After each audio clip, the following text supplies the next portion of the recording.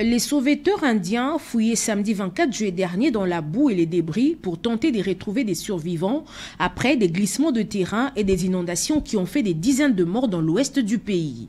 Les pluies torrentielles ont souvent coïncidé avec des marées à fort coefficient et des libérations de forts volumes d'eau des barrages sous pression, a indiqué le gouvernement du Maharashtra, dont Bombay est la capitale. Ces intempéries ont provoqué des glissements de terrain, des inondations et des éboulements d'édifices divers. Et les opérations de secours menées par la marine et l'armée de l'air sont toujours en cours, mais sont rendues difficiles à cause des inondations et éboulements. Plusieurs routes sont coupées, comme l'autoroute entre Bombay et Goa.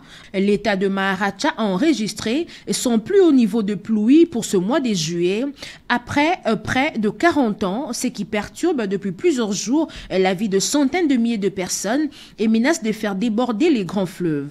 C'est le cas de Shiplan, où plus de 24 heures d'intenses précipitations de quartiers entiers de la localité située à 250 km de Bombay étaient noyés sous 3,5 mètres d'eau. Dans les allées commerçantes du centre-ville, les eaux sont montées jusqu'au-dessus de toits de magasins. Un peu plus au sud de Bombay et dans les districts de Sangli, certains villages sont encore partiellement immergés à cause du débordement d'une autre rivière, détruisant ainsi les champs et laissant les habitants sans ressources. L'alerte rouge a été décrétée par le département météorologique de l'État, précisant que les fortes pluies devraient se poursuivre dans le prochain jour.